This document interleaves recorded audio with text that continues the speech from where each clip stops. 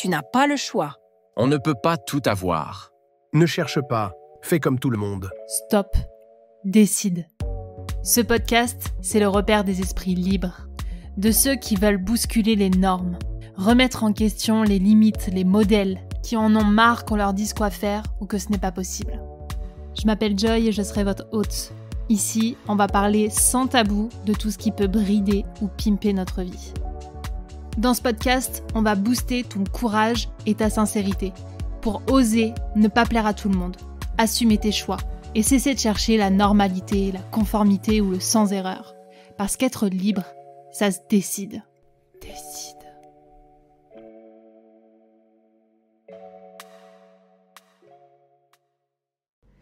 Bonjour et bienvenue dans ce nouvel épisode sur Décide, où aujourd'hui j'ai l'honneur d'accueillir, enfin non c'est elle qui m'accueille d'ailleurs, Amandine Coteau. Je suis en direct de Copenhague, dans son espace de coworking.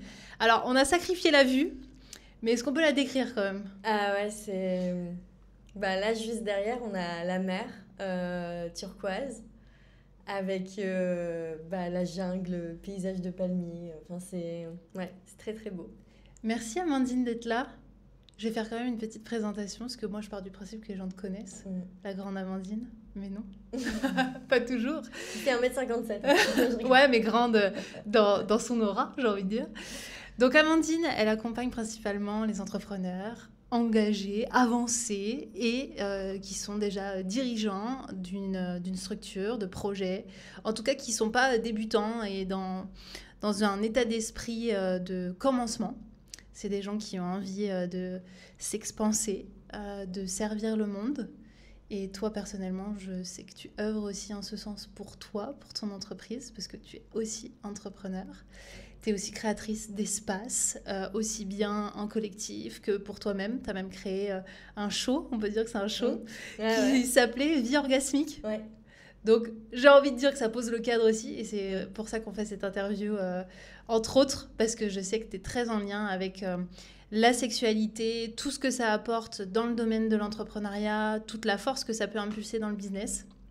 Donc, du coup, j'avais envie qu'on échange sur ce sujet, et je crois qu'il y a beaucoup à dire. Ouais, avec grand plaisir. Je suis super contente d'être ici sur ce sujet, spécifiquement, parce que... pour moi, le business et en tout cas l'énergie vitale, les deux vont ensemble. Et je ne sais pas comment font les gens qui n'utilisent pas l'énergie vitale. Voilà. J'adore. En sachant qu'en plus, la question guide de cette nouvelle saison, c'est comment la sexualité influence notre manière d'entreprendre.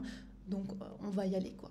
J'ai envie de dire, on va plonger dans ta vision. Trop bien. Première question que je pose à chaque invité, qui est assez large et volontairement, c'est quoi ta vision de la sexualité ? Bravo pour ta question. En sachant que je demande rarement cette question avant pour que vous ayez le temps d'y réfléchir, donc bien joué. La vision pour moi de la sexualité, j'essaye de voir les images qui apparaissent comme ça, et là ça va être très drôle parce que juste je capte l'image qui est apparue quand tu m'as posé la question, et en fait c'est moi enfant. Et donc, moi, enfant, je regarde jusqu'à quel détail je vais. Mais en gros, déjà vers 3-4 ans, il y avait une activité sexuelle qui était présente. Donc, je sais que ça peut paraître totalement étonnant. Et en même temps, quand j'en parle dans l'intimité avec certaines personnes qui osent le dire et pour qui c'est pas un tabou, en fait, on est beaucoup jeunes à avoir vécu une découverte de la sexualité seule. Donc ça, seule. En tout cas, sans adulte, ça c'est juste la base indispensable parce qu'un adulte ne doit pas initier un enfant à la sexualité. Mais il y a ce truc de... Moi, je me souviens, avec des enfants proches, qu'il s'est passé des choses et j'ai découvert j'étais à fond sur mon clitoris. Enfin, ma vie était mon clitoris. Dès que je me retrouvais dans ma chambre, on était toujours tout nus. Ma mère elle disait « Mais je comprends pas pourquoi vous êtes toujours tout nus. » Et... Et il y avait vraiment cette découverte-là. Et ça m'a fait sourire parce qu'il y a quelques semaines, donc j'étais avec mon neveu qui a 6 mois là. Et en fait, on rigolait parce qu'on le voyait quand on change la couche. Il ne peut pas s'empêcher de toucher son zizi. Et je me suis dit, il y a vraiment un truc quand même qui est très instinctif chez l'humain, lié à la sexualité, de la découverte. Puis chaque humain, je pense, se rend compte que quand on touche son corps, il y a quand même un accès qui peut être très rapide au plaisir. Donc c'est comme si on avait tu sais, un cadeau de Dieu Ouais. À dispo. à dispo. Moi, je trouve qu'il y a quelque chose comme ça. Donc voilà, quand tu me dis c'est quoi la sexualité, bah, moi je le vois vraiment dans son intimité personnelle, parce que c'est cette image-là qui est apparue, je suis désolée si ça peut choquer, mais qu'un humain, il peut se procurer du plaisir et lui-même en fait. Je vois beaucoup ça. Et après, il y a le partage avec l'autre, bien sûr, mais là en tout cas, c'est ça qui vient. Et du coup, moi, ce qui me vient, c'est aussi cette notion d'insouciance, quelque part, en mode le plaisir est là et accessible, et je n'ai pas à le stigmatiser avec des injonctions qu'on a adultes. Tu vois, Oui. comme tu dis, ça peut choquer, etc. Mais quand on est enfant, on n'a pas du tout cette structure mentale qui va dire est-ce que c'est bien, pas bien, est-ce qu'il faut pas. C'est naturel. Je me souviens, il y a quelques années, ma grande sœur qui a des filles, elle leur disait pas c'est pas sale quand mes nièces elles étaient petites, quand elles se touchaient. Elle leur disait juste faut que tu ailles dans ta chambre parce que c'est ton moment intime, c'est à toi, mais tu peux pas te toucher la nénette devant tout le monde. Tu vois, il y avait un peu de ça. Et j'aime bien cette idée. Moi, elle m'avait dit, ma grande sœur était sage-femme, elle m'avait dit que c'était important de pas dire c'est sale ou tu peux pas le faire sans expliquer. Parce que du coup, ça fait des adultes après qui ont encodé et programmé dans leur corps que c'est sale. Ouais. Donc ouais, il y a beaucoup de sujets de la sexualité. En tout cas, pour moi, il est tellement important à explorer parce que je pense qu'il y a beaucoup de dérives sexuelles qui sont nées du tabou. Et tu vois, là, je pense dérives sexuelles à l'affaire Epstein, l'affaire Weinstein, qui sont les deux grosses affaires, je trouve, sexuelles quand même, dont on a entendu parler dans les médias. Et c'est juste des mecs totalement tarés qui n'ont pas été éduqués, en fait. Enfin, voilà. Carrément. Et après, ça génère du coup, là en tout cas, dans ces affaires chez la femme, de la honte, de la culpabilité, parce qu'on a entretenu quelque chose de néfaste derrière quelque chose qui est beau, en fait. Comment toi, t'en es arrivé justement à prendre conscience que la sexualité fait partie intégrante de la vie et comme tu le disais en intro, elle fait partie intégrante de ton business? Comment j'en suis arrivée? Alors, déjà, moi, je suis un être profondément sexuel. C'est-à-dire, moi, j'ai fait l'amour la première fois, j'avais 13 ans et demi avec mon amoureux, mon petit ami de l'époque. On est restés longtemps ensemble. Et ça n'a même pas été, la première fois n'a pas été un sujet de je réfléchis à la première fois, etc. Ça s'est passé naturellement. Et pour moi, l'acte d'intimité a été hyper naturel du début à la fin. Il n'y a pas eu... j'ai toujours... ça a toujours été très, très, très fluide. Et c'est quand je suis rentrée dans le milieu spirituel que je me suis fermée. Oh. Parce que aussi, j'avais une sexualité un peu... j'avais une sexualité... où j'ai vu que, en fait, en faisant l'amour, je demandais à l'autre de m'aimer. Et donc, du coup, il y avait un coup. Il y avait quelque chose qui n'était pas dans le don et la dévotion du moment. Et en fait, en explorant dans l'univers de la spiritualité, par exemple, je pense à partir de mes 27 ans, j'ai arrêté de coucher avec la terre entière. Parce que j'avais quand même eu beaucoup d'amants. Et j'ai arrêté de donner mon corps à même des hommes dont je connaissais même pas le prénom, quoi, parce qu'il y avait cette notion-là de j'aime ça, donc je le fais. Et là, je suis vraiment passée par une phase de disette sexuelle, de nonne, où non, j'attends qu'on me respecte et que pour donner mon corps, etc. Consciemment, du coup? Consciemment, oui, très consciemment. J'ai trouvé l'illumination, j'ai la voie de la vérité, je sais. Et j'ai quand même, moi je suis allée loin quand je dis milieu spirituel, tu vois, j'ai habité 4 mois et demi en ashram. Chez Amma, j'avais prévu en fait dans ma tête de rester à vie, une nonne. Il y a plein de sujets que j'ai explorés très profond, avec un engagement fort, donc il y a ça qui s'est instauré. Et puis en fait, il y a 2 ans, j'ai fait une rencontre avec quelqu'un qui, je sais pas, ça a débloqué quelque chose. Et mon intimité sexuelle n'a jamais été coupée, même quand j'étais nonne, parce qu'avec moi, elle était là, elle était présente. Mais cette personne, ça m'a rouvert quelque chose. En fait, on a eu une relation alors qui correspondait pas du tout à mes critères d'un point de vue de la... comment on peut dire, je vais le dire comme ça, de l'impeccabilité énergétique. Il pouvait y avoir Il n'était pas clean. Il pouvait y avoir la consommation de substances, des choses comme ça. Ok. Et moi, j'aime bien ne pas mélanger mon corps avec... je trouve que quand il y a des substances, il y a des mémoires qui sont activées, il y a des énergies autour. Et du coup, moi, j'ai pas envie de récupérer les trucs pas gérés de l'autre. Même si on récupère tous dans l'intimité les trucs pas gérés de l'autre, mais j'avais pas envie. Et donc, j'avais vraiment coupé pendant longtemps. Et là, j'étais en mode, non, il y a une attirance sexuelle. De toute façon, nos corps s'emboîtaient. Et tout était divin à la seconde près où on était dans l'union. Donc, j'ai dit, je dis pas non à ça pour mon truc sur l'impeccabilité énergétique. Hors de question, c'est trop beau, c'est trop fort. Et en fait, quand on s'est séparés, je suis venue à Koh Phangan, ici, du coup, sur l'île où j'habite, qui est une île tantrique. Donc, le tantra est très, très présent. En tout cas, la connexion des corps à corps et corps à cœur, et sensualité, etc. Et là, je pense que ça a été une autre phase de ma vie où j'ai encore plus activé l'énergie sexuelle pour mon business, qui était déjà présente avant, parce que j'aimais déjà utiliser les espaces intimes par exemple, de masturbation féminine pour mes projets. Donc, j'utilisais déjà. Mais là, ça s'est encodé et activé différemment ici. Alors, il y a plein de choses que j'aimerais clarifier avant qu'on rentre dans le détail. Ça veut dire qu'avant, tu avais une sexualité qui était plus centrée sur la recherche de plaisir, dans l'idée de c'est un plaisir accessible pour lequel je peux aller voir qui je veux, quand je veux. Qu'est-ce qui t'a fait déjà basculer ? Est-ce que c'est ce voyage, cette expérience en ashram où tu t'es dit « Waouh, en fait, il faut vraiment que je me recentre et que j'apprenne à distribuer mon plaisir à des fins plus bénéfiques pour toi en termes de respect, etc. » Ça, c'est ma première question. Et ce que j'aimerais que tu clarifies, c'est à la fois le côté sexualité purement physique et énergétique, pour qu'on comprenne bien qu'est-ce que tu mets, toi, derrière la spiritualité sexuelle, quelque part. Ok, et donc du coup, la première question, c'est la bascule entre le moment où j'étais une grosse chagasse et où je suis devenue une... Exactement. Que s'est-il passé? En sachant que ce que j'ai entendu aussi dans ce que tu as dit, c'est qu'il y a vraiment cette idée de prise de conscience que la sexualité, au départ, cherche à combler un manque. Je veux de l'amour, je veux plaire, etc. Et que tu conscientises, donc c'est ça qui va être intéressant en termes de bascule, qu'en fait, ça peut décupler quelque chose en toi plutôt que de nourrir un manque profond. Donc, j'imagine qu'il s'est passé quelque chose. Eh bien, je ne m'en souviens pas. Ok. Non, je me souviens pas de ce qui s'est passé. Je dirais surtout que... comment dire ?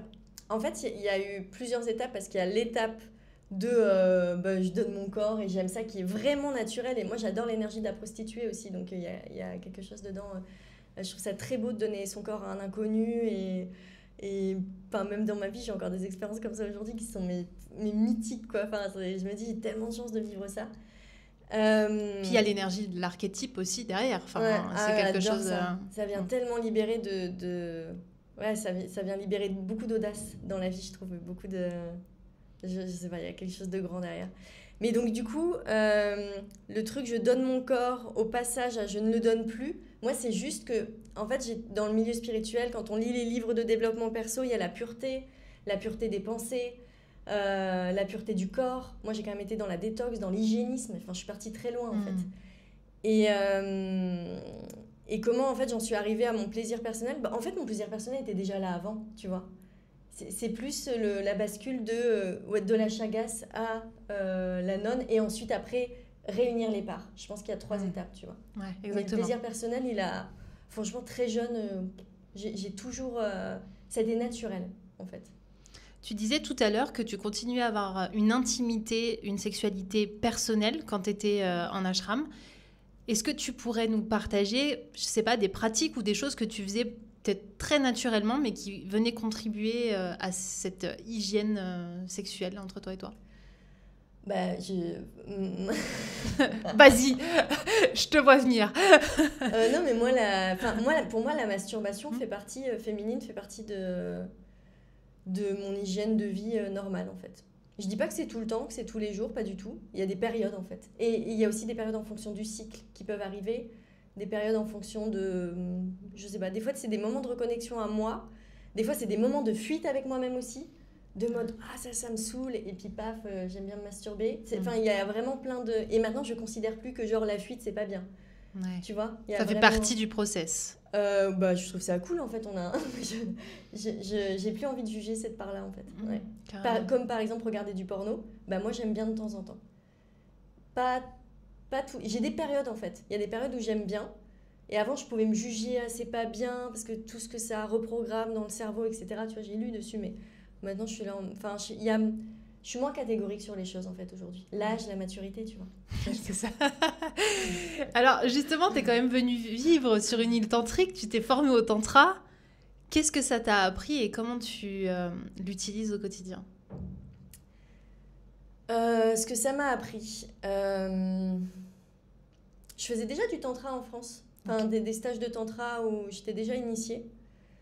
Et j'ai eu des plus grandes initiations tantra en France qu'ici à Copenhague, par exemple. Mais parce que je pense que quand c'est les premières fois, quand c'est toujours plus fort. Ça m'a appris déjà le consentement, parce que je pense que c'est vraiment la première chose qu'on apprend tous au tantra. C'est que la voie du plaisir est à travers le consentement. La voie du plaisir, elle est à travers le oui et le non. La voie du plaisir, elle est à travers j'ai instauré un espace de sécurité et j'ai instauré... un territoire hyper sain pour moi, donc je peux jouir. Il y a cet aspect-là, en fait, je trouve, dans la voie du tantra.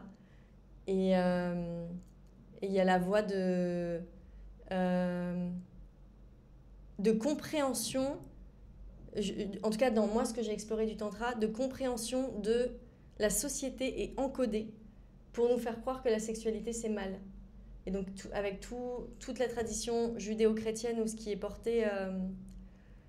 en fait, je dis ça, mais je pense à quelque chose sur lequel j'ai pas de réponse, mais qui me bouscule vachement. C'est qu'à la fois, je trouve ça dommage que ce soit un tabou, et à la fois, quand ça ne l'est pas, comme ce que fait le gouvernement actuellement sur tout ce qu'ils mettent dans le programme sur la sexualité des enfants, je me dis, bon, c'était pas plus mal que ce soit un tabou, en fait. Ouais.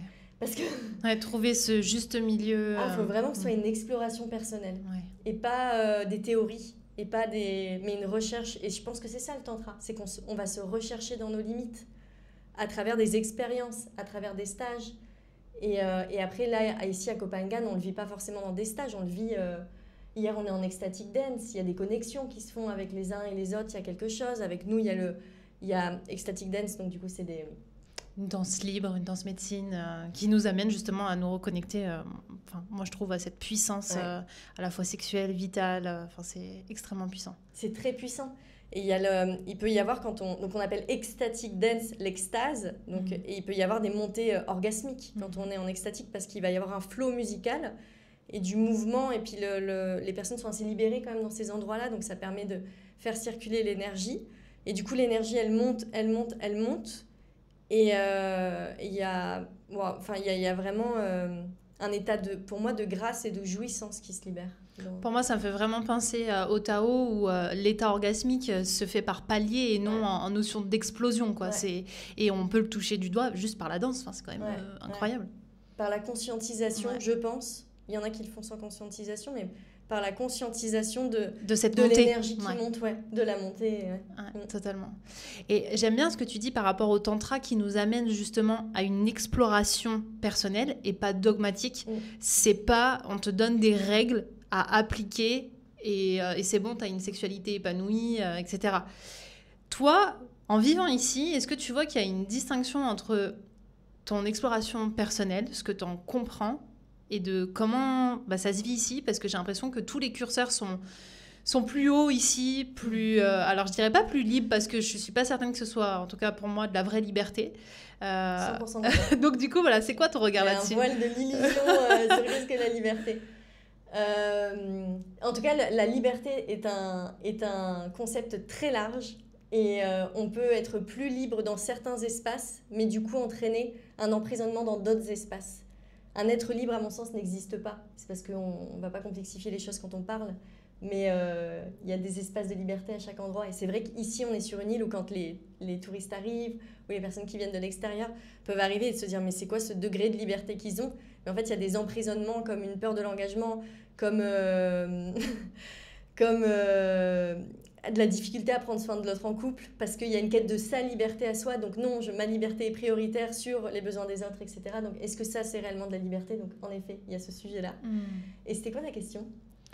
Je sais plus, mais en fait, il y avait... Quel est ton regard sur cette ouverture qu'il peut y avoir ici, même en lien avec la sexualité? Aujourd'hui, quand tu vas dans la rue ou quand tu fais une extatique, il y a pas du tout le filtre qu'il pourrait y avoir en France.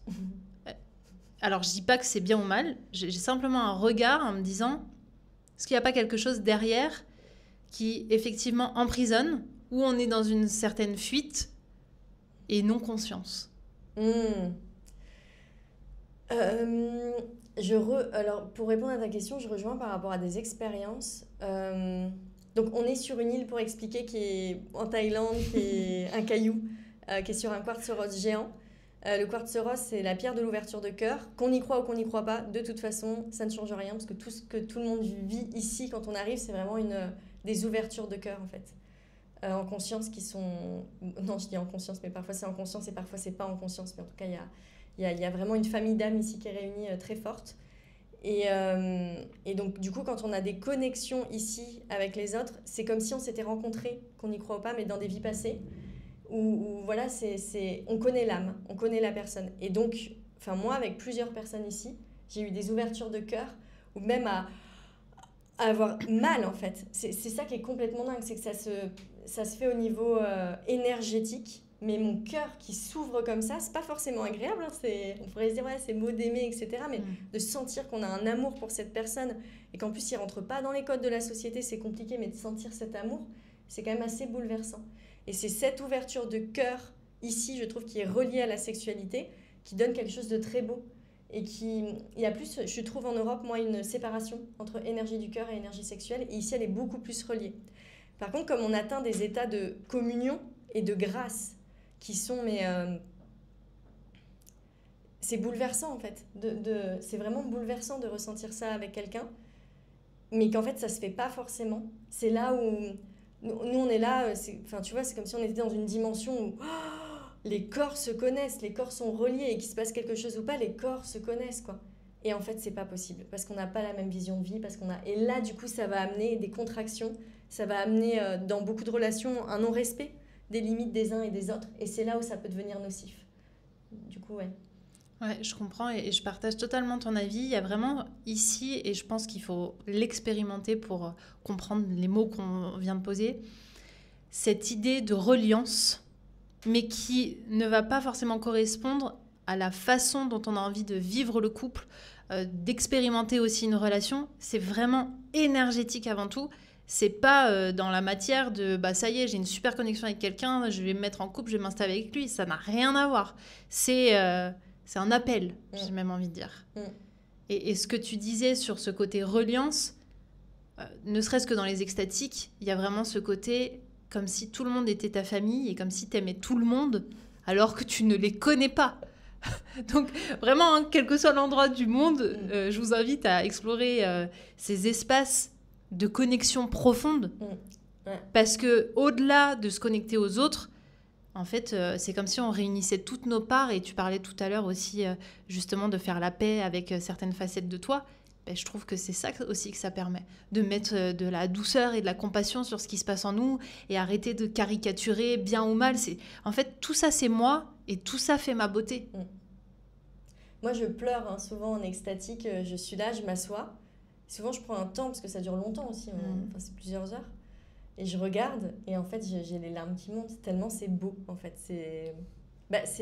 Pour moi, c'est la grâce de Dieu, en fait. L'extatique, le dimanche, quand on y va, on dit qu'on va à l'église, il y a ça, en fait. Ouais. Je confirme, ce qui s'est passé hier.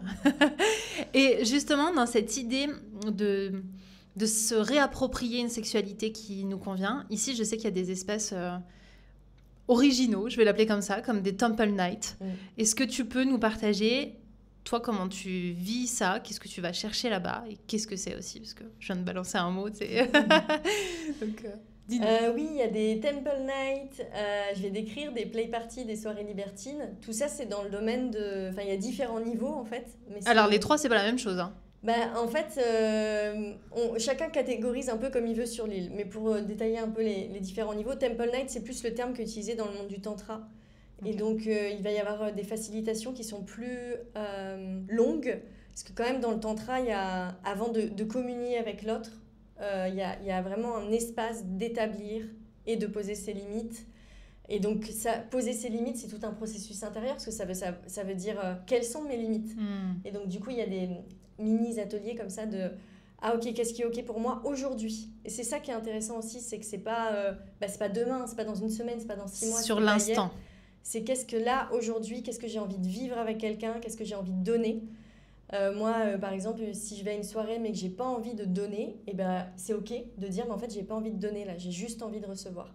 Donc se connecter à ses limites, à nos désirs aussi, à se surprendre en fait, ah mais j'ai envie de ça, et d'oser assumer avec soi-même qu'on a envie de ça, et ensuite pouvoir le communiquer à l'autre. Et puis après tout doucement ça va être commencer à se toucher et commencer à à rentrer en lien physique avec l'autre, mais ça peut être aussi un lien avec les yeux aussi, qui est déjà un lien tellement fort. Et donc là, c'est un peu la Temple Night peut commencer. Là, c'est toute la partie facilitation. Et puis après, il peut y avoir une exploration du plaisir beaucoup plus proche. Et les Temple Night, souvent quand même à Kopangan, on garde par exemple la culotte. Donc il n'y a pas d'échange, de pénétration, etc. Mais bon, c'est tellement orgasmique. Moi, j'adore quand il y a des orgasmes comme ça dans tous les sens. Donc, il y a cet espace-là. Et puis après, il peut y avoir des play parties où c'est beaucoup plus ouvert. Où je sais que sur l'île, par exemple, moi, j'ai jamais fait, mais il y a des endroits où il peut y avoir des soirées play party, soirées libertines avec consommation d'alcool, par exemple, ou des choses comme ça. Okay. Que moi, je pense pas que je ferai. Après, on peut tout changer dans la vie. Enfin, je peux changer d'idée. Mais moi, j'ai quand même remarqué que c'est quand même... Enfin, pour tout le monde, je pense. Mais bon, c'est plus simple de me connecter à mes limites quand je suis pas sous l'effet d'une substance en fait. Et donc moi je comprends pas l'idée de prendre de l'alcool pour aller dans une soirée libertine. Et si tu veux en parler d'emprisonnement, mais moi je me dis mais à quel point t'es emprisonné pour avoir besoin d'alcool pour faire ça, pour te désinhiber. Ouais, pour te désinhiber. Et je dis pas hein, moi je me souviens une de mes psys qui a été une psy qui a changé ma vie, elle me disait que j'étais pas libre du tout dans ma tête et que j'étais coincée. Et je lui ai dit, j'ai explosé de rire en séance de psy. Je lui ai dit, ah bah alors là, on voit que t'es pas avec moi à la machine du Moulin Rouge tous les week-ends, quoi. Parce que moi, je passais ma vie, quand je travaillais en entreprise à Paris et tout, je passais mes week-ends à la machine du Moulin Rouge et je dansais comme une chagasse. Et puis j'avais plein d'histoires, quoi. Puis elle m'a dit, mais non, c'est pas être libre. T'as besoin de boire tellement d'alcool pour vivre tes expériences que t'es pas du tout libre dans ta tête. Donc moi, je trouve que ces espaces d'intimité, ils nous permettent d'aller voir quels sont nos propres emprisonnements, de les honorer ou pas, parce qu'il y a des emprisonnements qui sont nécessaires. C'est pas pour rien qu'on a des limites pour aussi. Se protéger, bien sûr. Pour se protéger. Et puis des fois, de se dire, ah, est-ce que je décale pas un tout petit peu la prison intérieure mais en sécurité, avec des gens... Moi, j'aime bien ces espaces de Temple Night et soirées libertines, c'est que souvent, quand même, il y a un cadrage et il y a le choix des personnes pour qu'il y ait un bon niveau de conscience et de respect de l'autre. Et toute personne qui aurait un geste déplacé dans les endroits où je vais serait éjectée directement, en fait. Comment ces expériences, elles t'amènent à être dans ton leadership et à incarner vraiment la femme que tu as envie d'être? Sur le leadership, je pense que c'est ce que j'ai évoqué un peu tout à l'heure, c'est le oui et le non. Est-ce que c'est oui? Est-ce que c'est non? C'est quand même... moi, je me souviens quand j'ai commencé à comprendre ce truc du oui et du non, il y a quelques années, j'ai dû passer par la phase du non. Parce que, en fait, déjà, on est en interaction avec l'humain. Donc, dès qu'on est en interaction avec quelqu'un, on perd un peu notre centre. Même si c'est tout petit, même s'il y en a qui sont hyper centrés, il va y avoir un petit décalage, c'est normal, c'est la connexion à l'autre, en fait. Et c'est beau, parce que c'est ça qui nous fait explorer d'autres facettes de nous. Et donc, il y a ça qui se joue. Et donc, d'avoir accès à son oui et son non, mais de manière très ferme tout de suite, pour moi, ça a été un vrai processus d'exploration. Ça a duré plusieurs années. Et ça a commencé par, à chaque fois que quelqu'un me demandait quelque chose, je répondais non.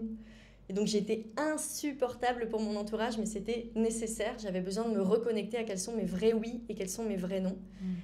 Et d'ailleurs, j'ai découvert, après avoir vécu ce processus, qu'en fait, les enfants, je crois que c'est l'âge du non, il est à 3-4 ans, où ils disent non. Et c'est nécessaire à la construction de leur identité. Ils ont besoin et on doit les laisser dire non, ça leur permet de s'affirmer. Et donc moi, cette partie leadership, de savoir ce que je veux, mes limites, c'est là où je pense cet espace d'intimité et de tantra m'a beaucoup aidée. Et ça m'aide aujourd'hui dans mon entreprise. Il y a des choses où je me dis « Ah mais non, Amandine...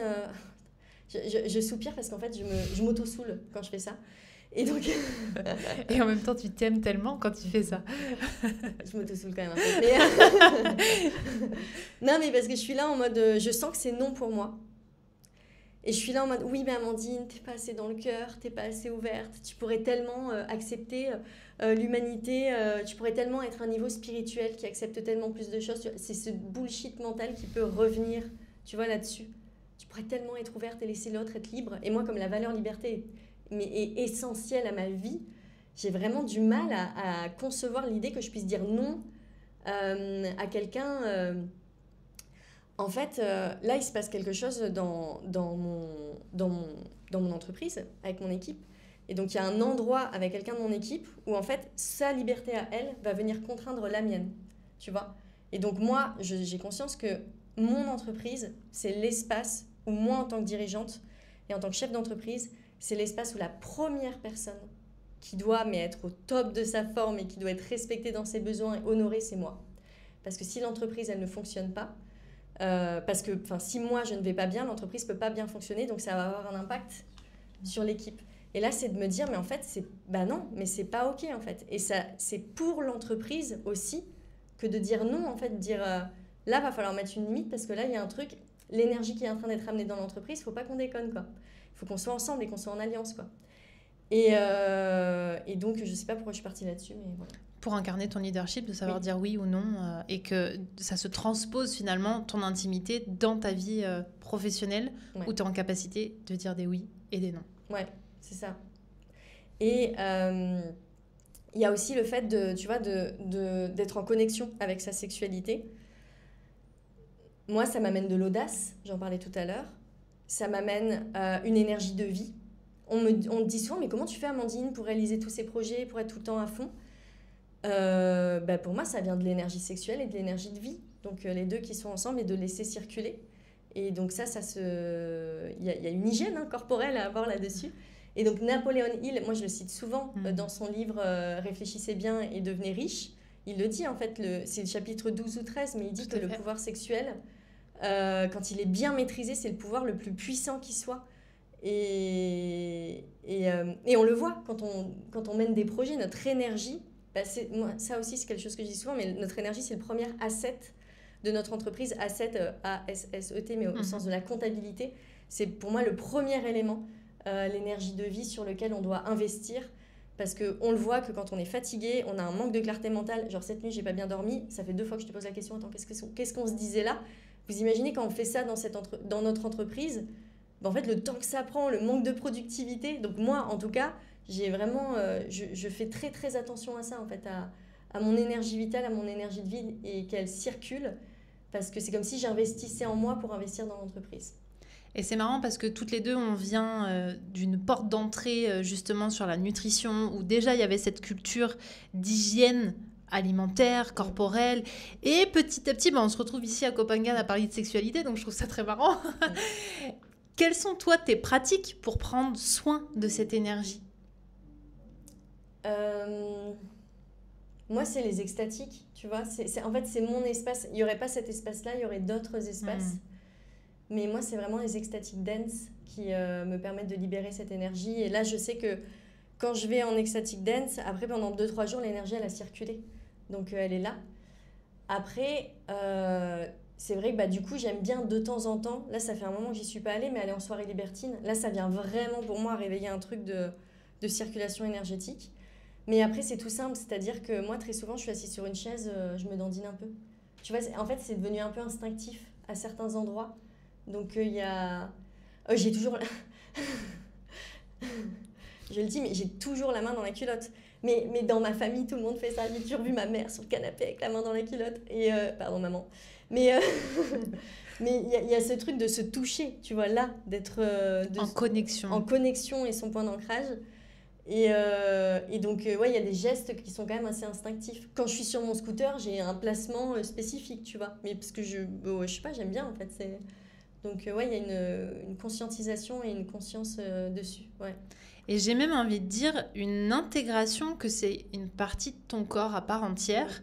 Parce que je ne sais pas si tu as remarqué, mais souvent quand on fait des scans corporels, etc., on n'intègre pas du tout tout ce qui est partie génitale, comme si on était coupé entre le tronc et les jambes.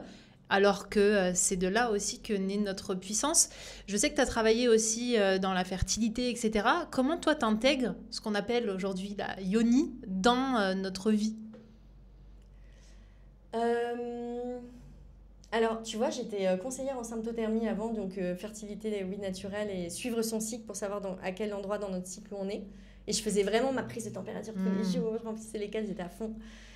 Et aujourd'hui, je suis plus trop, mais je dirais que ça a plus été intégré par la pratique. Je sais quand je suis en phase d'ovulation. Exactement. C'est devenu habituel de connaître, bien sûr. Ouais. Je vois dans les différentes phases, mais je ne vais pas calculer. Je ne sais pas quand mes règles arrivent. Moi, il y a vraiment ce truc. Je pourrais le faire, franchement. Parce que... Mais en tout cas, je ne suis plus là-dedans. Mais comment ma yoni, tu veux dire au niveau énergétique, du coup, au niveau... Ça fait partie intégrante de ton corps, de ton énergie. Tu vois, au même titre que quand tu as mal au genou, tu vas dire j'ai mal au genou. Ouais. Je sais pas comment répondre à cette question, ma yoni. Et c'est marrant parce que tu vois, tu me poses cette question, je n'utilise même plus le terme yoni pour moi. Je sais pas pourquoi je l'utilise plus. Parce que oui, je pense ici. C'est parce qu'ici, tout le monde utilise le terme yoni. Des fois, ça me saoule quand on utilise tous le terme yoni. Comment tu le décrirais? Quelle définition tu mettrais derrière? En fait, alors je vais te dire moi comment je fonctionne, comment je fais. Mais je sépare un peu, il y a une... comment dire c'est comme si j'avais 3 parties plutôt. C'est comme si j'avais la partie utérus, à la base de l'utérus. C'est comme si j'avais un socle d'énergie, de création de vie. Et ensuite, en bas, c'est plus du plaisir furtif. Il y a quelque chose de très décomposé dans ma manière de l'apprivoiser. Mais comment je le vis, quelle est ma relation avec ma yoni? Par exemple, je ne ferais pas de rituel à la yoni, moi. Ça ne me parle pas. Et tu vois, je ne suis pas là-dedans. Je comprends ceux qui le font. Et je l'ai fait. Et j'étais... je me suis formée pour faire des rituels de yoni. J'ai passé mon temps à faire des guérisons de la yoni avec pas la méthode Miranda Gray, mais le même type, tu vois, bénédiction d'utérus, etc. Enfin, je faisais des bénédictions d'utérus. Donc en fait, c'est vrai que j'étais à fond là-dedans. Et c'est marrant des fois comment on s'en souvient plus. Mais, en fait, je vais te dire ce qui s'est passé. Quand j'étais en école de naturopathie, j'étais obsédée par ma yoni, par mon utérus. Mais vraiment obsédée. À tel point que quand je posais des questions aux profs, j'étais que sur cet organe, quoi. Le poumon, le foie, je m'en foutais, tu vois. Et un jour, il y a un prof qui m'a dit, mais tu sais, Amandine, j'étais vraiment en mode comment je peux nettoyer ma yoni pour avoir une yoni le plus pure possible. Parce que j'étais là en mode, quand je vais avoir des enfants, je veux que mes enfants, ça va être leur première maison, leur utérus. Et donc, je veux que ce soit l'endroit le plus clean possible.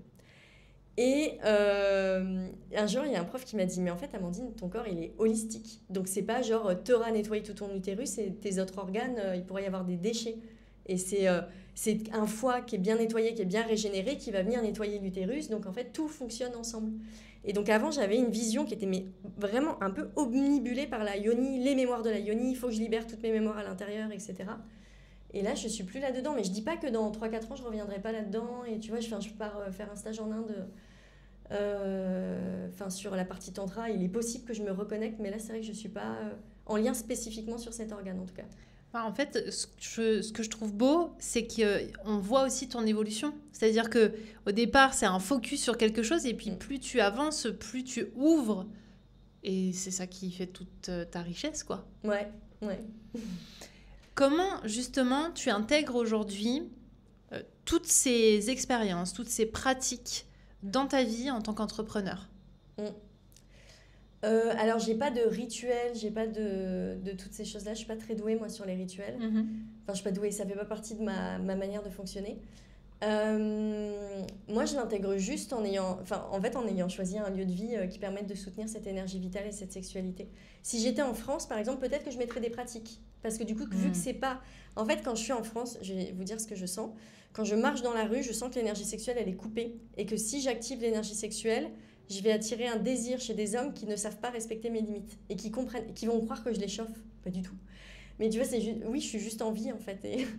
Et ça circule. Mais en fait, là, par exemple, moi, je sens ma yoni, elle est en feu, tu vois. Je sens elle a une extatique et tout, hier, je le sens. Donc, ça veut dire que quand je marche dans la rue, un homme, énergétiquement, une femme aussi, mais il sent que je suis en feu.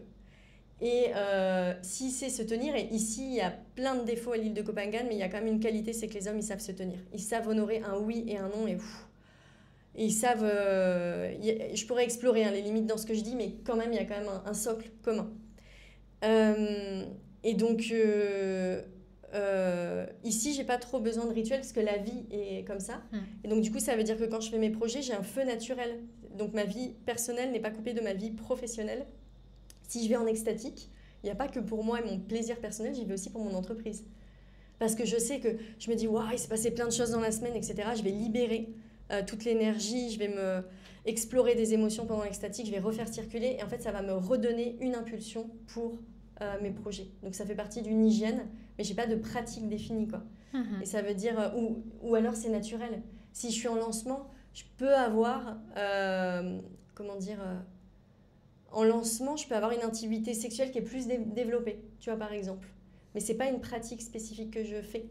Et je vais m'installer. Puis comme, en fait, en lancement, je suis beaucoup en mode manifestation, power, plus. Je note ce que je veux intégrer, je fais du nettoyage énergétique. Et donc, ce nettoyage énergétique peut passer par des pratiques qui sont totalement asexuelles, on pourrait dire ça comme ça, même si ce n'est jamais le cas.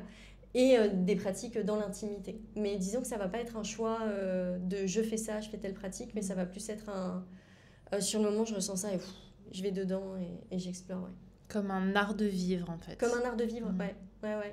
Est-ce que tu l'intègres dans tes équipes ? Dans mes équipes à moi ? Oui. Alors, c'est très drôle que tu dises ça, parce qu'il y a quand même une personne dans mon équipe qui est à fond là-dedans aussi, et à fond dans le tantra. Ok. Donc, son énergie, elle est déjà là et elle est déjà intégrée. Dans mon espace, j'ai un espace qui s'appelle le Cercle d'Or. Il y a une méditation érotique. Donc c'est vraiment une méditation érotique qui est en lien avec l'abondance. J'avais dit que j'en mettrais plusieurs, d'ailleurs je vais en refaire.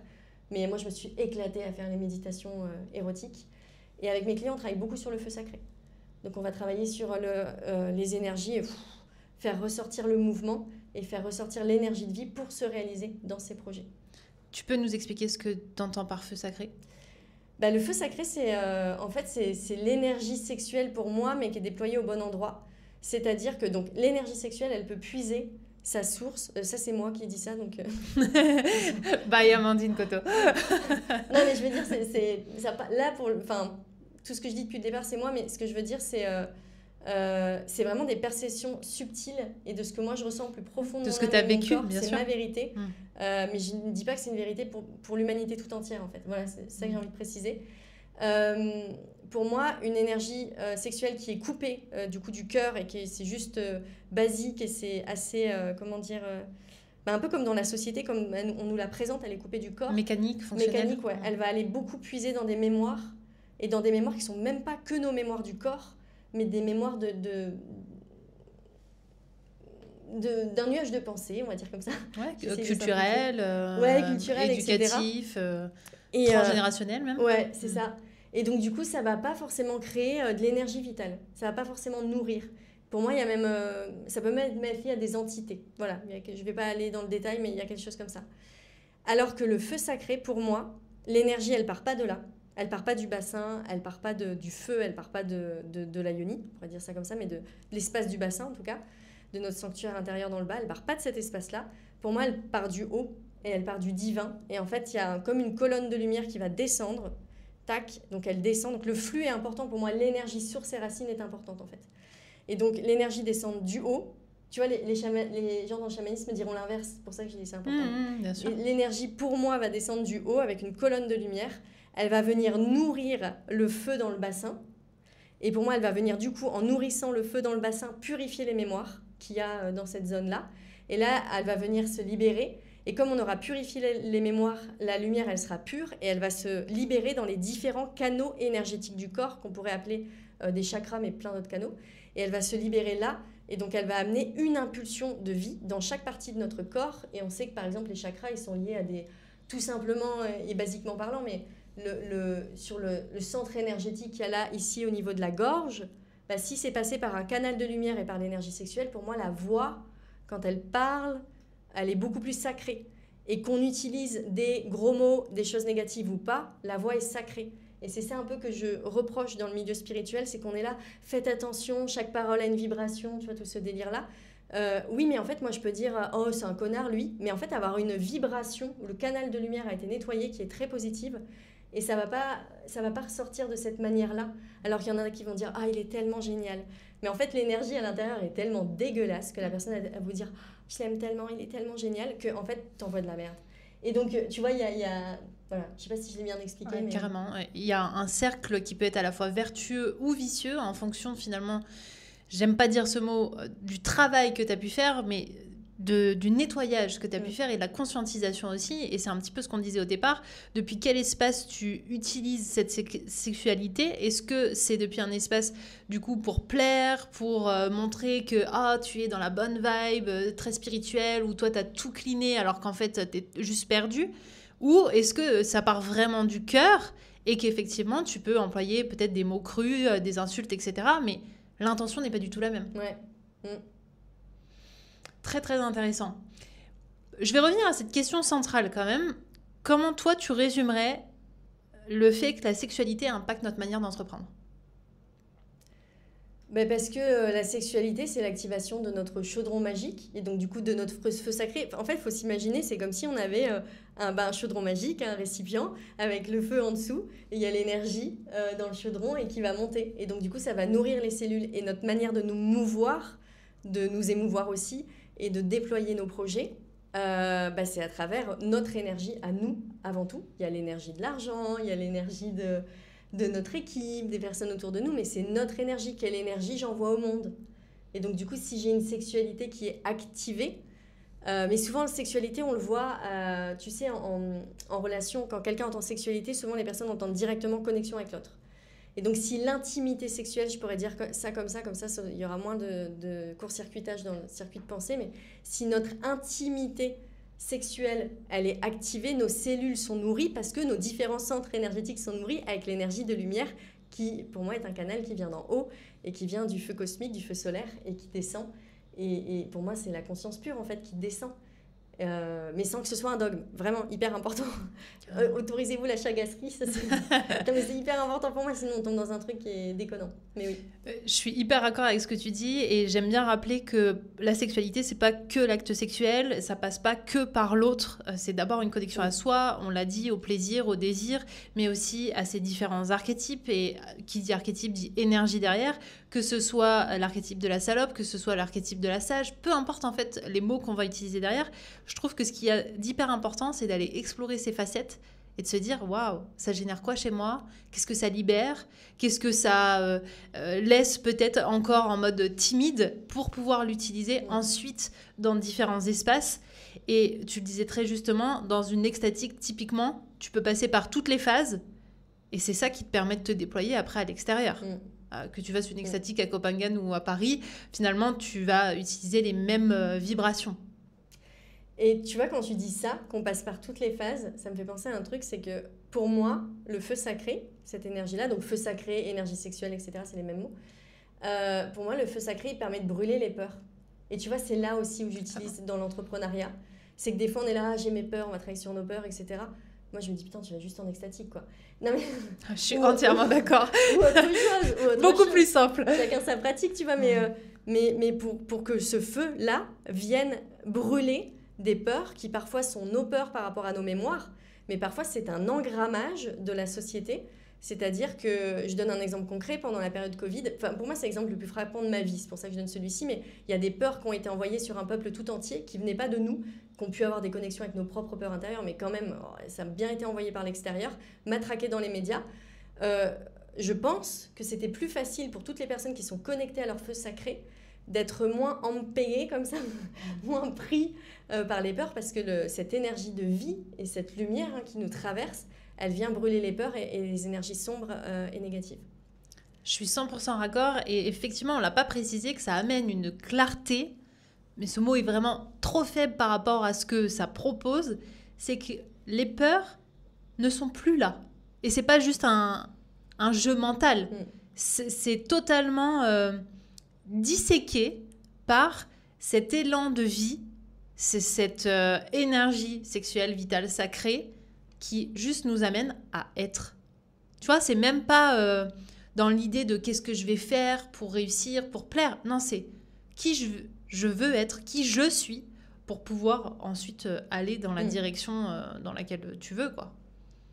Et j'aime bien dans toi ton approche, aussi bien auprès des entrepreneurs et des dirigeants que tu accompagnes, que dans ta vie personnelle, cette vision très mégalo, mais je le dis positivement, qui est de j'ai envie de bouffer le monde. Et c'est clairement comme ça que je vis ma vie. Donc, du coup, j'ai envie que tu nous dises comment tu fais pour cultiver cette vie orgasmique, qui est le titre de ton show quand même. Ouais.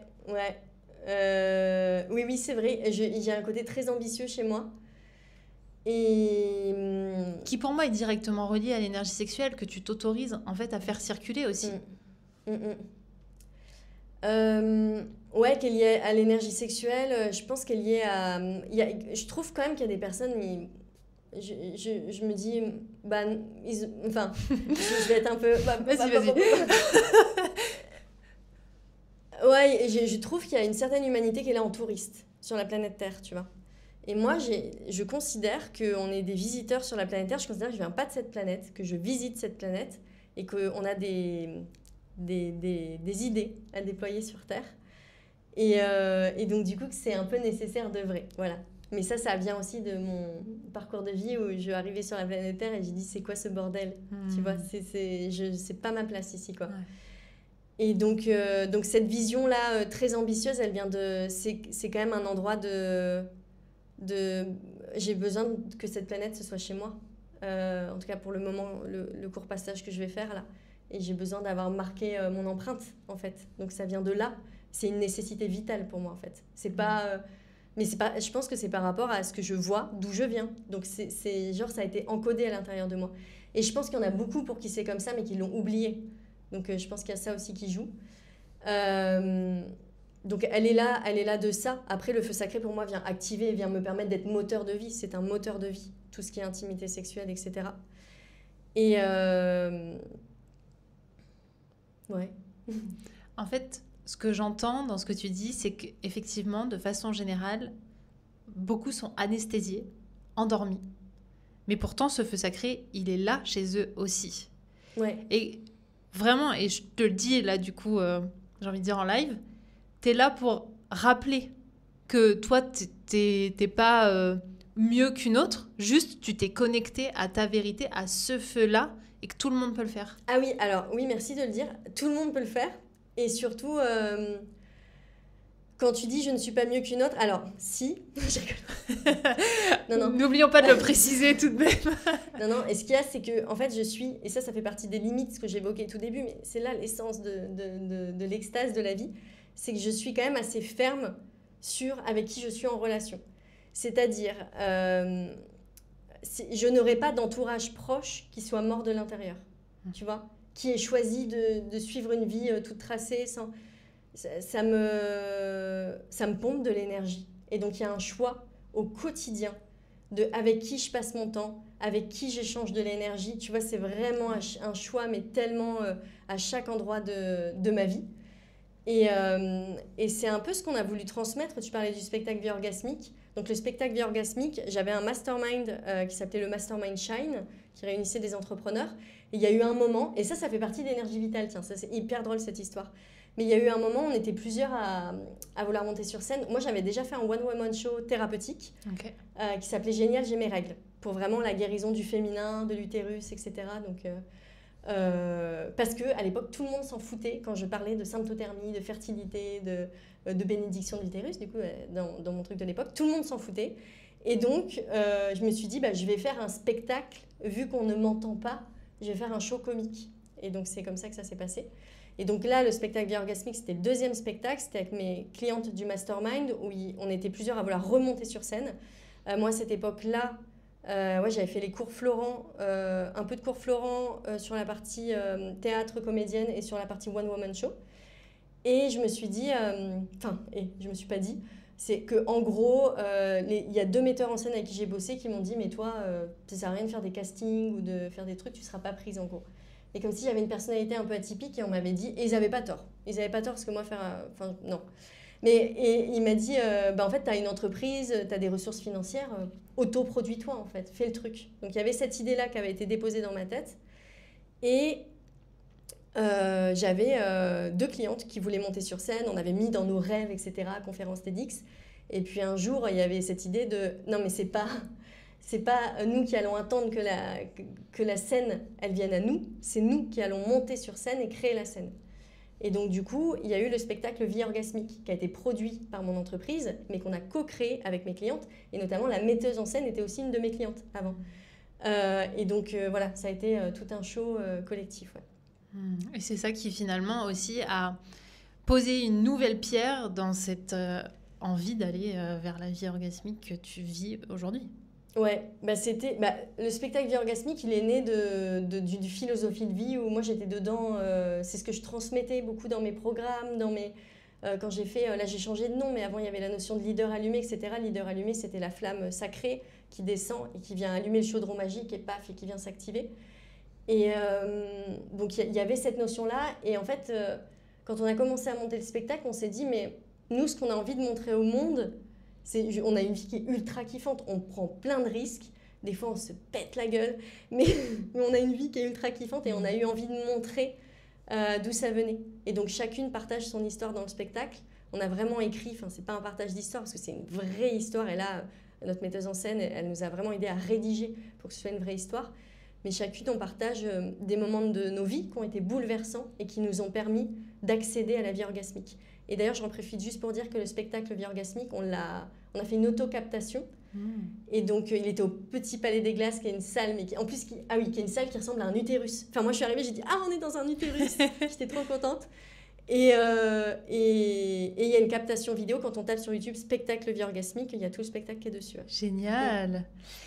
Ça me fait penser que, justement, dans cette idée de vie orgasmique, on ne l'a pas précisé, et j'aime bien le rappeler, ça ne veut pas dire que tout est beau, tout est confortable, tout est agréable tout le temps. Au contraire, plus on va, selon moi, se reconnecter à ce feu sacré, plus aussi on va aller dans tout ce qui n'est pas confortable et qui permet d'embrasser la vie, mais par tous ses bouts.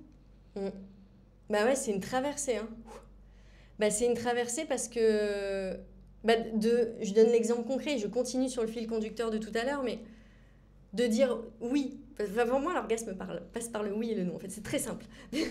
Mais d'oser dire oui, d'oser dire non, waouh, parce que ça veut dire qu'il peut y avoir des conflits. Et donc, du coup, c'est comment je ne fuis pas le conflit. Et comment je dis pas où. Des fois, on va dire j'ai dit oui, mais c'était non, mais c'était entre les deux. Mais en fait, j'ai dit oui, comme ça, j'aurais pas de choses à gérer, je serais beaucoup plus tranquille. Ok. Mais quand on fait ça, on met les choses sous le tapis. Et en fait, on vient de se couper de sa puissance de vie à chaque instant quand on fait des choix qui ne sont pas alignés avec nous. Il y a vraiment un...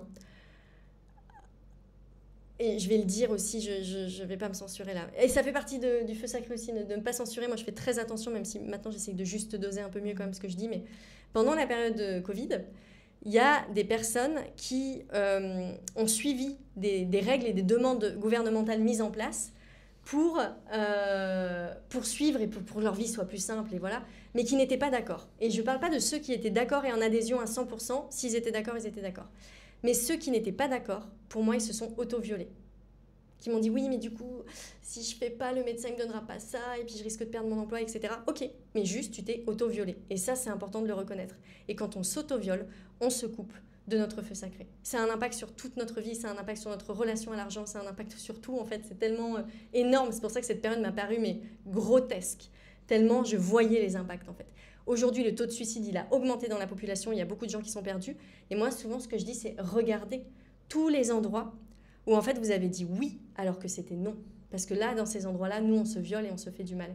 Et je dis pas que c'est pas récupérable, mais qu'il y a quand même une dose de courage déjà d'aller regarder ça. Et il y a une dose de courage de se dire, mais à partir de maintenant, si je dis oui, c'est que c'est un vrai oui.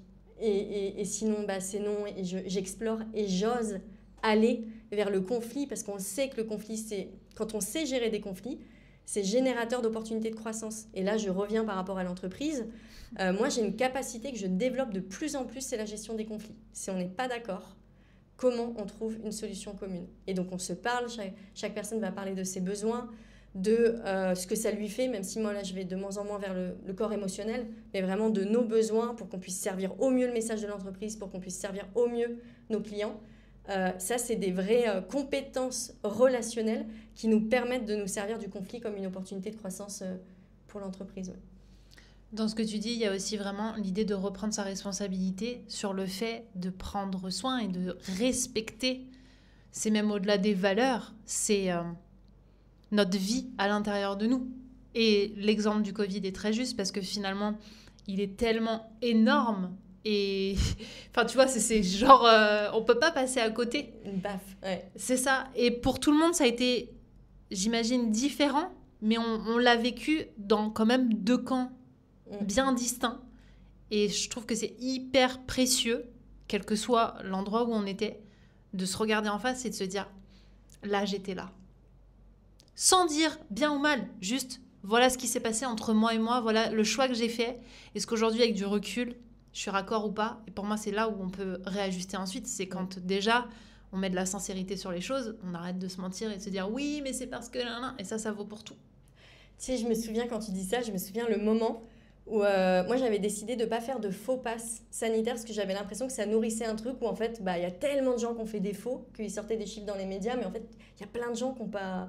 On ne se rend pas compte à quel point il y a plein de gens, vraiment, parce que moi je suis dans l'intimité des gens et les gens me disent la vérité, donc je vois à quel point c'est énorme, même si bien sûr la sphère autour de moi est quand même orientée, mais je vois. Et donc moi j'avais décidé de ne pas faire ça, donc je ne pouvais pas aller au restaurant, je ne pouvais pas aller à la bibliothèque, je ne pouvais pas aller au cinéma. Je me suis dit mais c'est quoi ma vie en fait? Et j'avais vraiment l'impression de revivre des mémoires de Seconde Guerre mondiale. J'étais là en mode no way, quoi, je vis pas ça, quoi. Et je prends ma voiture, je descends au Portugal. On est plusieurs entrepreneurs et c'est là où ça a été le début de ma vie magique, en fait, de ouf, de cette liberté absolue. C'est que je descends au Portugal et on a été plusieurs à vivre dans un énorme espace de co-living. Et ça a été parmi les meilleures années de ma vie, en fait. Ça a été, on n'a été que quelques mois, mais cette année-là, elle a été marquante. Et je me vois à la voiture. Et je me vois en train d'hurler de bonheur, tu vois, mais ce truc de jouissance de m'être dit oui, en fait, alors que juste avant, mais j'étais en pleurs, j'avais coupure familiale, j'avais l'impression d'être seule au monde, les gens, ils s'invitaient au resto, et moi, j'étais là en mode, je peux pas sortir, putain, déjà qu'on s'est tapé un enfermement de dingue.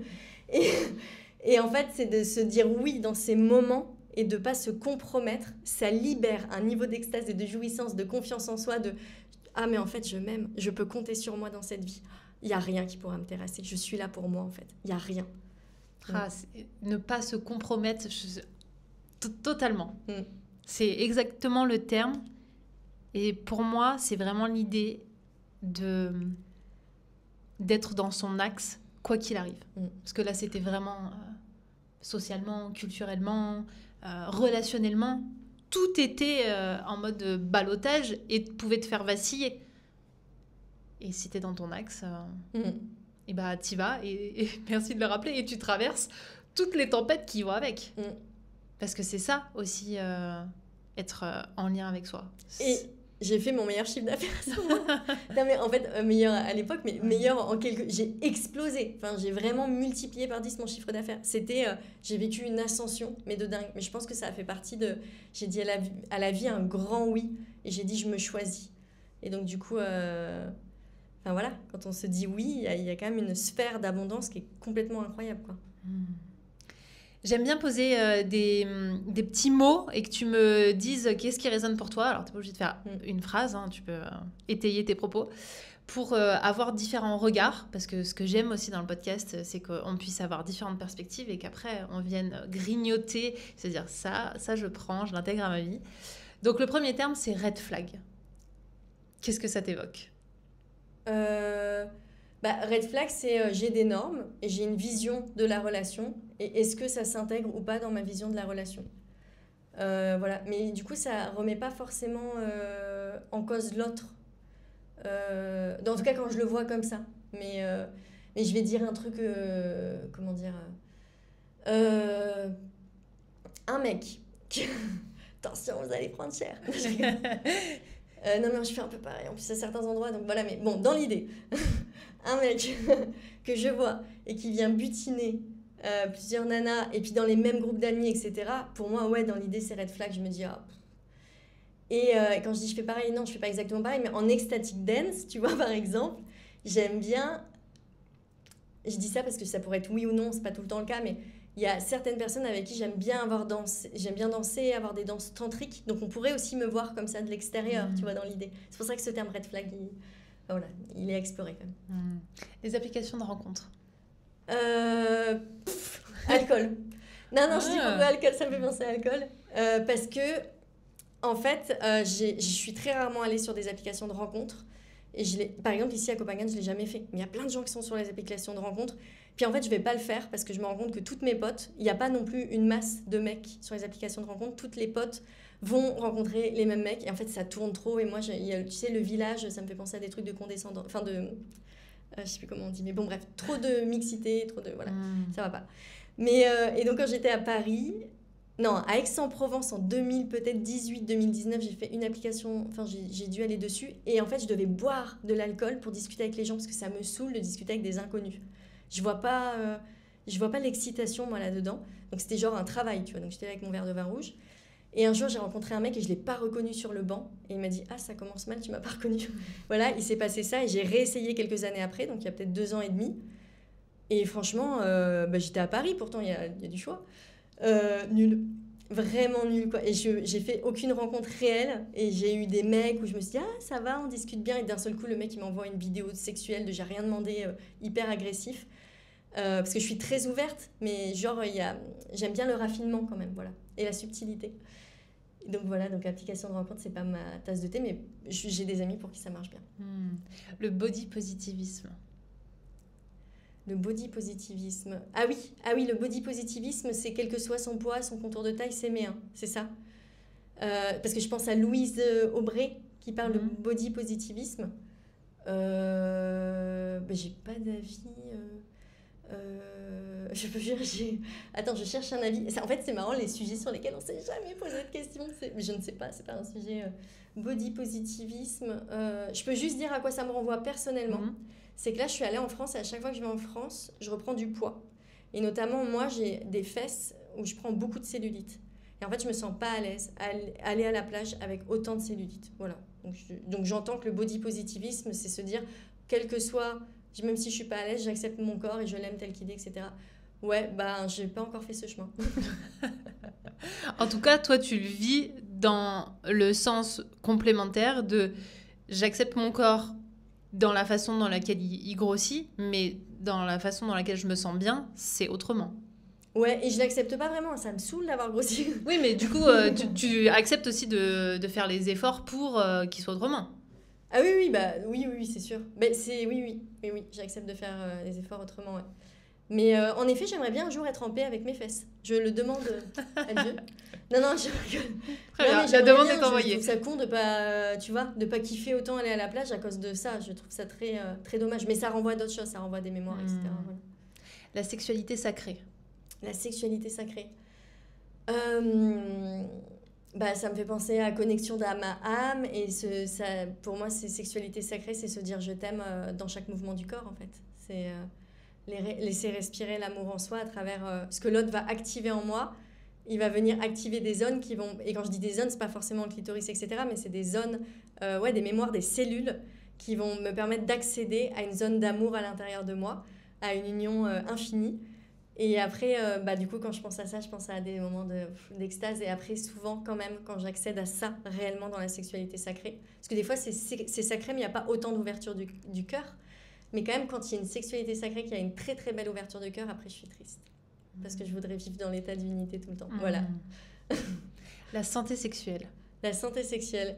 La santé sexuelle, vu que j'étais naturopathe spécialisée dans les troubles féminins, etc., je peux juste te dire que pour moi, donc il y a à la fois la partie motrice, donc le moteur de l'appareil sexuel. Donc c'est vrai que c'est quand même important de se faire pénétrer de temps en temps, je le pense, pour réactiver les différents récepteurs à l'intérieur du vagin. Aussi de jouir et puis de sentir son corps et de se toucher, etc. Mais là, c'est sur vraiment la partie, comme le mouvement. Je vais soulever des choses, je vais faire du pilates. Faut faire du pilates du bas aussi. Donc, il y a ça dans la santé sexuelle. Mais je pense beaucoup aux hormones. Et donc, du coup, aux neurotransmetteurs, donc système nerveux, système hormonal en même temps. Voilà. Et la spiritualité. Quand j'entends spiritualité, maintenant, j'entends burn-out spirituel. Ça fait des années que je suis en burn-out spirituel, quand même, faut le dire. Un jour, ce sera fini. Mais moi, je suis un être profondément spirituel. Enfin, je suis sur d'autres plans de conscience en permanence que je suis sur ce plan de conscience-là. C'est-à-dire, ma conscience est à d'autres endroits. Donc, je suis un être spirituel. dans le sens où il y a du voyage, en tout cas, et de la conscientisation de tout ce qui se passe. Mais en tout cas, l'égrégore spirituel et les dogmes spirituels, pour moi, c'est même de l'anti-spiritualité. Donc maintenant, je peux même avoir la nausée en présence de certaines personnes spirituelles. Et le bypassing spirituel, je suis un détecteur et je suis là en mode... je vais exprès, enfin je vais pas exprès, mais ça me met énormément en colère, le bypassing spirituel. Et donc comme les gens qui sont dans le bypass ne comprennent pas les gens qui sont en colère... Tu peux le définir pour que tout le monde soit raccord sur ce qu'est le bypassing spirituel, c'est... C'est les gens... Aujourd'hui, on dit tout. C'est les gens... Je disais, putain, du coup, pour le décrire, je me mets dans la posture de la personne qui est dans le bypass. Et même là, de me dire, attends, j'intègre l'énergie de la personne pour bien décrire le truc. Même là, mon corps, il a envie de fuir. En fait, en mode, c'est dégueulasse. L'énergie est dégueulasse à l'intérieur. C'est vraiment le truc de... Je suis dans le détachement. Tes émotions sont tes émotions. Elles ne sont pas les miennes. Je sens que tu es en colère. Je pense que tu as des énergies négatives à l'intérieur de toi et que ce serait bien de les nettoyer parce que là, ce que tu envoies à la terre, c'est pas bon. Et donc, du coup, tu sais, dans des relations... C'est la méthode Montessori version spiritualité New Age. Ah ouais. Putain, c'est dur. Hein. Et c'est dur quand t'es dans ton corps émotionnel et que tu vis un truc et que la personne en face de toi fait comme si t'avais un gros problème, comme si t'étais une personne totalement instable. Donc, du coup, elle vient activer encore plus. Et en fait, ça te rend encore plus en colère. Et moi, j'ai un pote, c'est énorme. Je raconte cette histoire, elle est énorme. Je peux ? Ok. J'ai un pote qui m'a fait du bypass, qui était, enfin, pote, relation quand même amoureuse à un moment. Mais pote, bref, anyway. Qui m'a fait du bypass où vraiment j'étais en colère et à chaque fois, il me disait « Non, je peux pas, Amandine, avec toi, t'es trop en colère. » Et franchement, il faisait de la merde.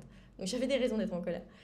Et c'était vraiment ma défense du territoire, quoi. Et là, dernièrement, il me racontait, il m'a trop fait rire, il est avec une meuf qui fait du bypass spirituel et il était là, mais putain, elle veut pas écouter mes émotions, elle considère qu'il faut que je nettoie, etc. Il était hyper vénère et moi, j'étais morte de rire. J'ai dit, c'est pas exactement ce que tu m'as fait. Donc, on fait tous, à différents niveaux, on fait tous un peu de bypass. Bien sûr qu'on le fait tous. Mais il y a des endroits où c'est quand même... Et ce qui est important, je pense, c'est de se dire « Ah merde, je viens de faire du bypass, je viens de renier l'émotion de l'autre. » Et ça ne veut pas dire de prendre l'émotion de l'autre, parce qu'on n'est pas responsable des émotions de l'autre. C'est juste de pouvoir écouter. Surtout, moi, les gens dont je m'en fous, je m'en fous. Mais quand il y a un degré de proximité, de prendre soin aussi du corps émotionnel de l'autre sans en prendre la responsabilité. Pour moi, ça revient à prendre soin de la relation. Mais c'est ça. Et du coup, tout ce que ça incombe aussi, et pas juste « je te renvoie la balle ». Ouais. Je te mets un beau miroir, comme ça, moi, je suis protégée. Et, Ben, je vois, tu vois un truc comme, je le dirais pas comme ça, moi, mais en gros, je vois que tu galères. Est-ce que je peux faire quelque chose pour t'aider, quoi ? C'est ça. Plutôt que reste dans ta mare debout et tu reviendras quand tu seras clean, quoi. Et là, t'es pas au niveau, tu vois. C'est ça. Au niveau. Je pense que... Tout à fait. Ce podcast s'appelle Décide. Ouais. Du coup, j'ai envie de te demander, qu'est-ce que toi, tu décides pour toi pour continuer à œuvrer, à honorer cette sexualité et cet entrepreneuriat audacieux. C'est maintenant que tu fais tes vœux. Hein. En fait, je souris. Pourquoi ? Parce que hier, j'ai pris une décision. Il y a quelque chose dans ma vie qui s'est passé où je me suis dit « Waouh, je ne veux surtout pas qu'on ramène cette énergie dans mon entreprise. » Et donc, il y a quelqu'un, une personne à laquelle je tiens, vraiment que j'aime en fait. Dans mon cœur, je l'aime et j'ai décidé de couper la relation intime parce que pour moi, il y avait des choses qui n'étaient pas acceptables. Entendables, tu vois, entendables, bien sûr, mais pas acceptables par rapport à là où je vais, par rapport aux investissements que j'ai fait dans mon entreprise, par rapport à ce que je veux créer dans mon entreprise. Et il n'y a personne qui freinera ma croissance. Ça fait 3 ans que j'attends d'être dans une croissance comme ça, aussi frénétique et aussi belle. Moi, je vais clairement vers le multimillion, c'est ça qui m'excite, tu vois. Donc là, on est dans une lancée qui est dingue, il n'y a personne qui freinera ça. Et donc, voilà, tu vois, ça, j'ai pris cette décision hier, donc je l'inscris là, je viens mettre un point d'ancrage parce que pour moi, ce sujet-là, il est hyper important aussi, c'est que quand on porte sa voix et qu'on dit les choses publiquement, c'est comme si vous étiez un peu les gardiens de ma décision. Et je ne peux pas revenir en arrière. Alors, en plus, j'ai peur parce que vraiment, je suis tellement... là, il y a mon cœur qui rentre en jeu et des décisions avec le cœur, c'est pas évident, mais en fait, je sais où je vais et ça peut être remis en question, mais jamais ça portera préjudice à mon entreprise. Mais vraiment, au grand, jamais. parce que ouais, c'est beau tu sais, quand on a notre vision, notre âme, et puis là, avec ce que tu déploies de plus en plus, ces sujets dont tu parles, je pense que tu te lèves le matin, tu y penses, tu te couches le soir, tu y penses, et c'est genre, tu pourrais en parler des heures. Ouais. Et bah, c'est trop vivant en nous, on peut pas passer à côté. Donc, des fois, il y a des choses auxquelles on tient énormément et auxquelles on doit dire non. Donc, je prends cette décision. Et aujourd'hui, je prends aussi la décision, parce que j'ai un rendez-vous, d'embaucher quelqu'un dans mon équipe qui va vraiment être là en mode bras droit. Et il y a eu une rencontre cœur à cœur. Et là, voilà, il y a la contractualisation aujourd'hui. Donc, c'est un grand moment aujourd'hui. Donc, tu décides de ne pas te compromettre finalement. Ouais, c'est dur. Hein. C'est tellement dur. Mais c'est beau. J'avais tellement envie de faire l'amour avec lui. Est-ce qu'on peut avoir tes actualités, savoir comment on rentre dans ton univers, comment on peut collaborer avec toi, co-créer, voilà, comment on te retrouve? En fait, on a différents espaces. On a un espace qui est le Cercle d'Or, qui est un espace d'élévation de son leadership, au sens à la fois énergétique et stratégique. Donc là, c'est global. Et ensuite, on a des espaces en fonction de ce qu'on vient chercher, du niveau d'entrepreneuriat. Donc, on a un espace qui s'appelle Ascensia, qui est un espace pour les entrepreneurs qui sont déjà établis et qui, aujourd'hui, eux, ils vont vendre des offres et ils vont, ils ont une expertise et en fait, leurs services n'ont pas été honorés au juste endroit par rapport à leur expertise. Et donc, ils ont besoin de construire un modèle premium qui soit à la hauteur de leur expertise. Et donc, du coup, de s'élever, d'accueillir un autre niveau de client et de déléguer aussi. Parce que pour moi, l'expansion et la croissance de l'entreprise passent par la délégation. Donc, c'est de s'élever réellement dans sa posture de chef d'entreprise. Et après, il y a un autre espace qui s'appelle Alta, qui va ouvrir là prochainement, qui est en préparation. Et là, on est plus sur un niveau déjà établi, où on a déjà une équipe. On a déjà tout son catalogue de services, son offre qui est déjà au bon endroit. Mais là, on est sur des dimensions... on est sur des questionnements. Je donne un exemple concret, mais quand on est sur des questionnements de OK, comment je positionne mon équipe, comment je la mets dans sa zone de génie, comment je l'aide à monter en responsabilité, on n'est pas sur les mêmes enjeux que délégation. Et donc là, on va être sur un côté visionnaire qui est encore plus grand et sur aussi une capacité à se déployer, à exécuter et à réaliser qui est plus grande. Alta, quoi. De toute façon, je mettrai toutes les infos dans la description de l'épisode. On te retrouve sur Amandine, il y a un point Coto ou pas? Sur Instagram? Ah, sur Instagram, Amandine Coto. Amandine Coto, tout court. T'as un podcast aussi? Ouais, qui s'appelle podcast Leadership d'élévation. Ok, donc il y a de la matière pour aller explorer tout ça. Ouais, il y a de la bonne matière. Merci beaucoup. Merci à toi. C'était trop bien, Joy. Ouais. Vas-y, je peux te dire un truc? Ouais. Joy, tu portes trop bien ton nom. Ton prénom, ouais, pour Joy. Ah ouais, en plus, Joy Richer. C'est énorme.